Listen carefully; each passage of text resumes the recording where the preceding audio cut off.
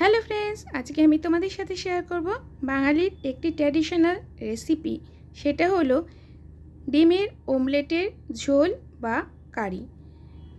বাঙালি বাড়িতে মোটামুটি এটি কম বেশি প্রায় সবাই বানিয়ে থাকে।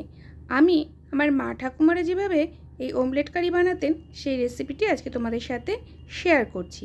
এখানে আমি নিয়ে নিয়েছি 6টা ডিম। এই দেখো ডিমগুলোকে আমি এইভাবে নিয়ে নিয়েছি। এবার এতে দিয়ে দিচ্ছি লঙ্কা কুচি, ঝালটা যে যার পছন্দ মতো দেবে। দিয়ে দিচ্ছি পেঁয়াজ কুচি, গ্রেটেড আদা। এই অমলেটের কারির সময় যদি গ্রেটেড আদা আর গোলমরিচ দেওয়া যায় তাহলে কিন্তু খেতে বেশি ভালো হয়। কখনো না খেয়ে থাকলে অবশ্যই কিন্তু ট্রাই করো। এবার এতে দিয়ে দিচ্ছি টমেটো। এই দেখো দিয়ে দিলাম গোলমরিচের গুঁড়ো কিন্তু দিইনি, গোলমরিচগুলোকে এভাবে একটু থেতো করে দিয়ে দিয়েছি, তাতেই টেস্টটা বেশি ভালো হয়। দিয়ে দিচ্ছি স্বাদ অনুযায়ী নুন আর হলুদের গুঁড়ো। এবার সব উপকরণগুলোকে ডিমের সাথে খুব ভালো করে মিশিয়ে নেব।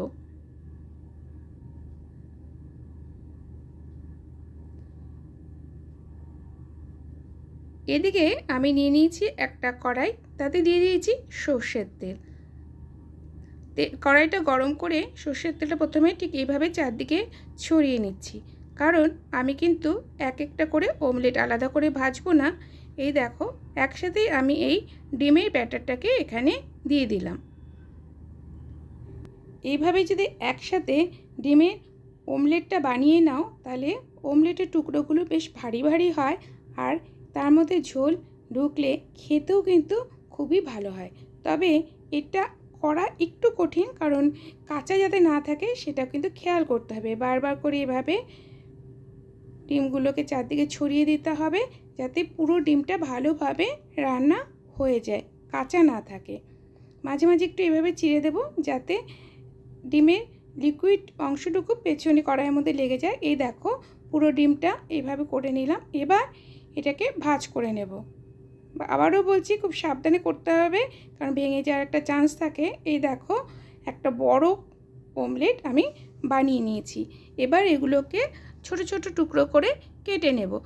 টুকরোটা তোমরা তোমাদের পছন্দ অনুযায়ী সাইজ মতো কেটে নিতে পারবে। এ দেখো আমি ঠিক এভাবে টুকরোগুলোকে করে নিয়েছি।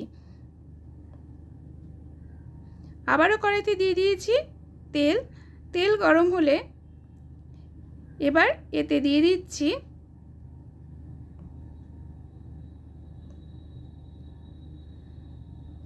তেজপাতা, সাদা জিরে 1 টিস্পুন, আর দিয়ে দিলাম পেঁয়াজ কুচি। এবার একসাথে জিরে, তেজপাতা আর পেঁয়াজ হালকা করে ভেজে নেব। এরপর এতে দিয়ে দিলাম টমেটো। খুব বেশি টমেটো আমি ব্যবহার করিনি, এখানে হাফ টমেটো ব্যবহার করেছি। দিয়ে দিচ্ছি নুন। পেঁয়াজ টমেটো হালকা নরম হওয়া পর্যন্ত এভাবে ভেজে নিলাম। এই দেখো এগুলো নরম হয়ে গেছে। এবার এতে দিয়ে দিচ্ছি আদা, রসুন, লঙ্কার পেস্ট।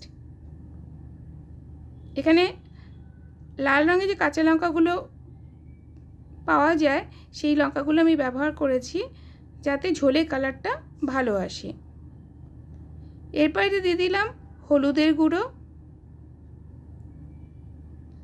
হলুদের গুঁড়ো খুব ভালো করে মশলার সাথে মিশিয়ে নেব। এই সময় গ্যাসের ফ্লেম লোতে রাখা আছে।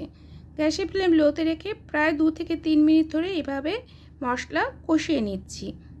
এরপর একটু ঢাকনি দিয়ে ঢেকে দেব আবারও 2 মিনিটের জন্য। এই দেখো মশলা থেকে তেল বেরোতে শুরু করেছে, অর্থাৎ মশলা ভালো করে কষানো হয়ে গেছে। আর আবারও একবার দুবার এভাবে মশলাটা নাড়িয়ে নিলাম, দেখে নিলাম যে ঠিকমতো মশলাটা কষানো হয়েছে কিনা। এরপর এতে দিয়ে দিচ্ছি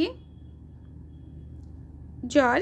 একটু বেশি করে জলটা দিতে হবে, কারণ অমলেট যখন তৈরি হয়ে যাবে অনেকটাই কিন্তু ঝোল শুষে নেবে। এখানে আমি 1.5 গ্লাস মতো জল ব্যবহার করছি। এবার মশলা জলের সাথে খুব ভালো করে মিশিয়ে দেব আর ঝোল ফুটে ওঠা পর্যন্ত অপেক্ষা করব। এই দেখো বন্ধুরা, ঝোল খুব ভালো করে ফুটে উঠেছে। এবার এতে দিয়ে দিচ্ছি অমলেটের টুকরোগুলোকে।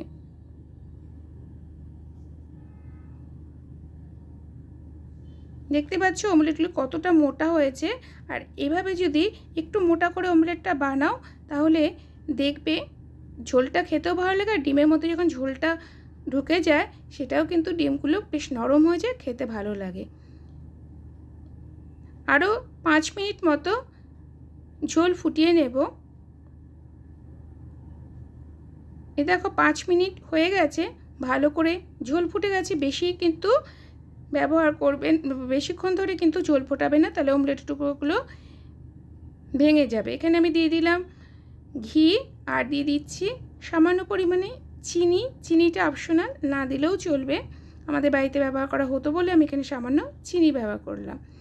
এবার 2 মিনিট মতো ঝোল ফুটিয়ে গ্যাসের ফ্লেম বন্ধ করে দিলাম। আর ওপর থেকে ছড়িয়ে দিচ্ছি গোলমরিচের গুঁড়ো। এখন কিন্তু আমি এখানে গোলমরিচের গুঁড়োই ব্যবহার করছি গ্যাস বন্ধ করে দেবার পরে। ব্যাস, এই দেখো বন্ধুরা, তৈরি হয়ে গেল ইয়ামি ইয়ামি ডিমের অমলেটের কারি, যা খেতে হয় খুবই ভালো। তোমরাও বাড়িতে ট্রাই করো, আশা করছি তোমাদেরও ভালো লাগবে। যদি ভালো লাগে তাহলে অবশ্যই লাইক করবে, কমেন্ট করবে, আর পারলে অনেক অনেক শেয়ার করে দেবে। যারা চ্যানেলে নতুন, চ্যানেলটি যদি সাবস্ক্রাইব করা না থাকে তাহলে তাদের কাছে অনুরোধ রইল আমার চ্যানেলটিকে সাবস্ক্রাইব করে পাশে থাকার জন্য। ফিরে আসছি খুব তাড়াতাড়ি নতুন কোনো ভিডিও নিয়ে, নতুন কোনো রেসিপির সঙ্গে। ততক্ষণের জন্য ভালো থাকবে সবাই। Bye bye.